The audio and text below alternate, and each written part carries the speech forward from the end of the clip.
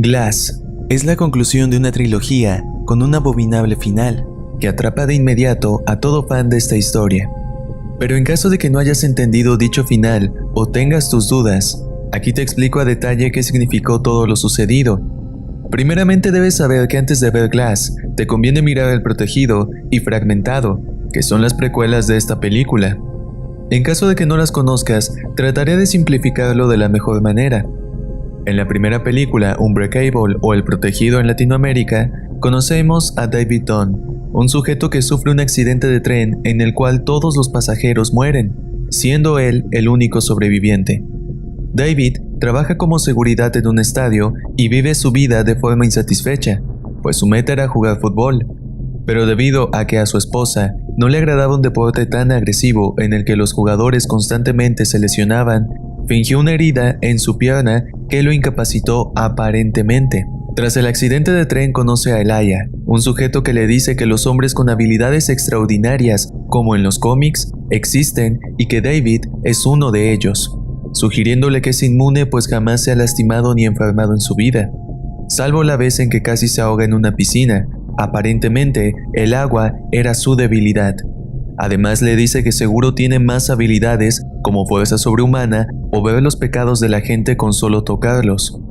Elijah tiene una enfermedad que vuelve más frágil sus huesos. Un simple golpe es capaz de fracturarlo. Elijah piensa que siendo él alguien tan frágil, en el mundo debía existir alguien con una gran inmunidad, manteniendo una especie de balance universal. David al principio no le cree, pero conforme avanza la película, se va convenciendo cada vez más, hasta que llega al punto de intentar usar sus poderes, salvándole la vida a 2 niños que se encontraban secuestrados.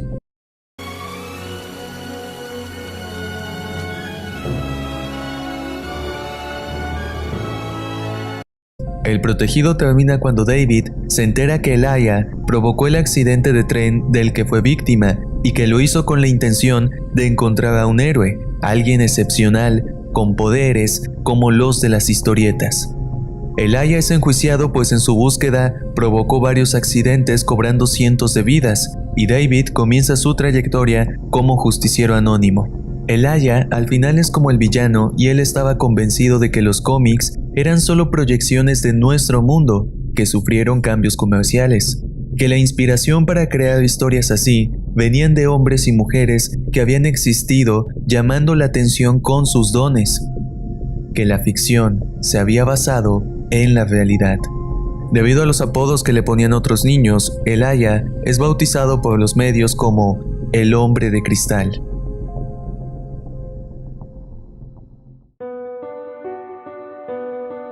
En un principio, Fragmentado no tiene nada que ver con El Protegido. De hecho, bien podrías ver toda la película y en ningún momento sentirías que hay una conexión entre ellas, hasta el final postcréditos. Pero primero vayamos a la trama. Cassie es secuestrada junto con otras 2 chicas por una especie de demente. El tipo está convencido de que habitan varias personalidades en su mente y de hecho lo cree tanto que su fisionomía, voz, química y demás características físicas cambian dependiendo de qué personalidad se trate.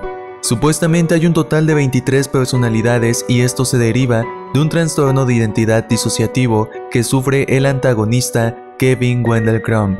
Las chicas han sido secuestradas para hacer ofrenda de una entidad que habita en la mente de Kevin, una entidad que según otras personalidades se llama la Bestia.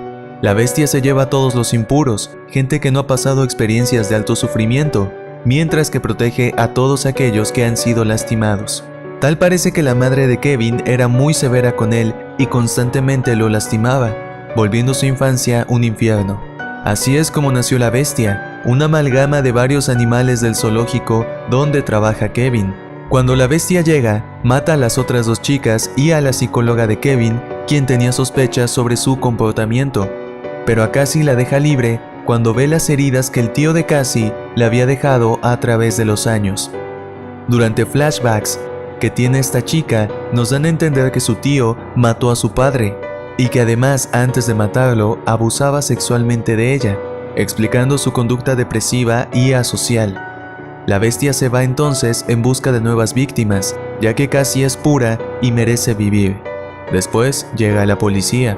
Cabe mencionar que según las personalidades, la mente de Kevin es como una habitación en la que están todos sentados y en medio hay una luz. Quien toma la luz tiene el control del cuerpo, pero no todos pueden tomar la luz. Además, Kevin vuelve en sí cuando alguien dice su nombre completo, aunque esto no dura mucho, pues en minutos otra personalidad tomará el control. Otro detalle importante es que Kevin sí tuvo un padre, pero este se fue una vez en un viaje de tren y jamás volvió, dejando a Kevin solo con su psicópata madre. Y es en el final postcréditos donde vemos en una cafetería cómo han bautizado los noticieros a Kevin, pero eso no es todo. Uno de los clientes menciona una noticia antigua, comparándola ya que también habían usado los medios de comunicación un nombre extraño para el delincuente. Otro cliente le comenta que ese nombre era el Hombre de Cristal. Y vemos que es David Dunn quien nos dice con una mirada pensante que su siguiente objetivo como justiciero será la Bestia.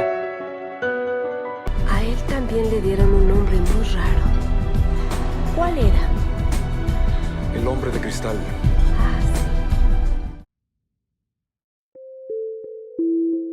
Teniendo estas dos películas, tomemos en cuenta que mientras La Bestia glorifica el sufrimiento, David jamás ha sido herido, dejando en claro que la existencia de este justiciero alterará la mente de la Bestia. Para que estas dos películas se unan pasó mucho tiempo. Mientras una se estrenó en el año 2000, la otra se estrenó en el 2016.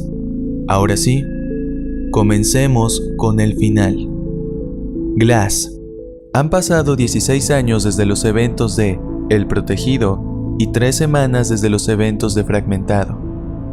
Kevin ha secuestrado a más chicas y David, con la ayuda de su hijo Joseph, buscan a este delincuente. Cuando al fin David, o el Centinela como lo llaman algunos, encuentra a la Bestia, tienen una poderosa confrontación hasta que la policía los detiene. Una serie de luces provoca que Kevin cambie de personalidad, mientras que David se deja atrapar cuando la doctora Ellie, una misteriosa psiquiatra que acompaña a los policías, lo convence de no escapar, pues su fuga dejaría a varios heridos. Durante toda la película, la doctora Ellie hace méritos de convencer a sus 3 pacientes, Elijah, David y Kevin, quienes fueron puestos en el mismo psiquiátrico a propósito, de que sus poderes no existen, que todo tiene una explicación lógica. Y es tan astuta en eso que durante momentos los protagonistas dudaron de sí mismos. La doctora en algunas escenas también menciona que está a contratiempo y que debe convencerlos de un modo u otro que no son seres increíbles con poderes, solo gente con un trastorno y delirios de grandeza. David cree que es muy fuerte, pues su trauma es cuando los abusivos de su colegio casi lo ahogan en una piscina, situación en la que fue débil físicamente, y debido a lo mismo, su debilidad es el agua. Al final Elijah hace una alianza con la Bestia y ambos escapan. Su plan era ir a un edificio muy grande y lleno de cámaras para que el mundo vea que no están locos, que sus habilidades sobrehumanas existen. David intenta detenerlos, pero en medio de la pelea, Joseph, el hijo de David, le explica a la Bestia que el padre de Kevin jamás volvió de su viaje en tren, pues era el mismo tren en el que iba David cuando el Hombre de Cristal provocó el accidente. Tras esto, la Bestia golpea gravemente a Elijah, incapacitando físicamente a la mente maestra de la película. Cassie, quien visitó a Kevin y estaba presente durante la fuga, logra calmar a la Bestia antes de que escape. Pero en ese instante, un francotirador le dispara a Kevin y este muere desangrado. Mientras David, que estaba agotado por la pelea, es ahogado en un charco por un miembro del equipo SWAT que la doctora llamó al inicio de la fuga. Pero antes de que muera David, la doctora Ellie deja que toque su mano. David tiene entonces una visión donde se encuentra la doctora en compañía de gente misteriosa. Además, se aprecia que tanto la doctora como el agente que ahoga a David tienen un tatuaje, un trébol. Al final, antes de que Elijah dé su último aliento, la doctora Ellie le confiesa que todo era cierto, su teoría de los superhumanos, los poderes, todo. Ella dice que es injusto que haya dioses entre humanos y hablando en plural dice, no podemos permitirlo. Dejando en claro que había todo un grupo detrás de todo esto, un grupo que elimina a todo humano excepcional, sea héroe o villano. Los bandos no eran bien y mal, sino humanos y seres diferentes, superiores. También explica que esta situación, hasta antes de la aparición de la bestia, el hombre de cristal y el centinela, había estado controlada y en paz.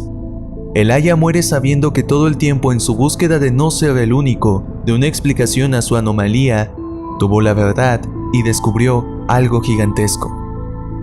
Sobre este grupo internacional que conspira para que sujetos así no salgan a la luz, podemos llamarlo la Sociedad Black Clover, y se caracterizan por el trébol tatuado. Sus juntas son a la luz del día en lugares públicos, usando sitios como restaurantes a modo de cortina de humo. Tal parece que el trabajo de la doctora es convencer a esos seres de que no son extraordinarios y que todo está en su mente. Si esto no funciona, los aniquilan como último recurso. Por eso la doctora estaba bajo presión, no porque sus pacientes fueran a ser enjuiciados o trasladados a otro psiquiátrico, sino porque serían eliminados de un modo u otro si ella no los convencía. Pero subestimaron a Elijah. Él, en medio de sus pensamientos y planes, se anticipó. Dedujo el propósito oculto de la doctora y que no estaba sola, que seguramente era toda una sociedad. Hackeando las cámaras de seguridad, mandó el video a los sobrevivientes, su madre, Cassie y el hijo de David. Elijah sabía que sobrevivirían, incluso los menciona cuando los ve. Es impactante. Cualquiera esperaba que la bestia y el centinela pelearan, pero la secta Black Clover quitó un velo sobre un hecho histórico grande como ninguno. Glass no es lo que te vende el tráiler, bien contra mal, héroes contra villanos, sino una conspiración, algo que los seres humanos temieron desde hace 10.000 años, a la vez que concluye con la trilogía que inició hace 19 años. No importa siquiera que los 3 personajes principales murieran. De hecho, la doctora comenta en una escena que cada vez había más casos así, de gente con supuestos delirios de grandeza, o sea, un aumento en la tasa de superhumanos. Todo era una misión suicida para que el mundo abriera los ojos al fin. Ese era el legado que dejaba el hombre de cristal junto con los máximos oponentes, la bestia y el centinela. Legado que su madre, Joseph y Cassie muestran al mundo entero.